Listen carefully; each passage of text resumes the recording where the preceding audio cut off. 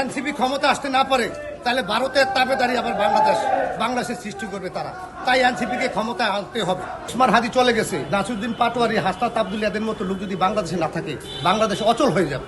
যত নেতা আছে, প্রার্থী আছে, তাদেরকেও যদি বাংলাদেশের জনগণ যদি ভোট না দেয় তাহলে তাদের মুনাফিকি সৃষ্টি হবে, মুনাফিক বলে প্রমাণিত হবে। আর এই ভারতের আধিপত্য যদি এনসিপি ক্ষমতা আসতে না পারে তাহলে ভারতের তাবেদারি আবার বাংলাদেশের সৃষ্টি করবে তারা।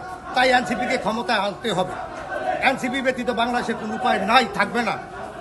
যদি এনসিপিকে অবহেলা করা হয়, নাসিরুদ্দিন পাটোয়ারির উপর আমি দেখতে পেয়েছি তাদের উপর ডিম নিক্ষেপ করছে, ময়লা পানি নিক্ষেপ করছে। এরপরে হাদি ভাইকে হত্যা করা হয়েছে, হাদি মরতে মরতে বেঁচে গেল। এই কথা বলার কারণ কি আমি আপনাদের কাছে এই প্রশ্ন রেখে দিলাম। তাই এনসিপি জোটকে ক্ষমতায় আনতে হবে।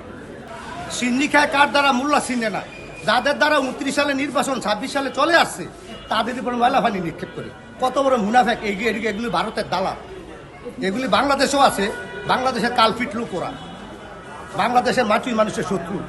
নাসিরুদ্দিন পাটোয়ারি, ওসমান হাদি চলে গেছে, নাসিরুদ্দিন পাটোয়ারি, হাসনাত আব্দুল্লাহদের মতো লোক যদি বাংলাদেশে না থাকে, বাংলাদেশ অচল হয়ে যাবে। তাই বাংলাদেশে সচল রাখতে হলে তাদেরকে নির্বাচনে জয়যুক্ত করতে হবে এবং বড় দলগুলি তাদেরকে সহযোগিতা করতে হবে এবং তাদের আসনে, এনসিপির আসনে, সকল আসনে বিএনপি এবং জামায়াত ইসলামের প্রার্থী ছাড় দেওয়া উচিত। তা না হলে বাংলাদেশের জনগণ আবার জুলাই অভ্যুত্থান সৃষ্টি করবে।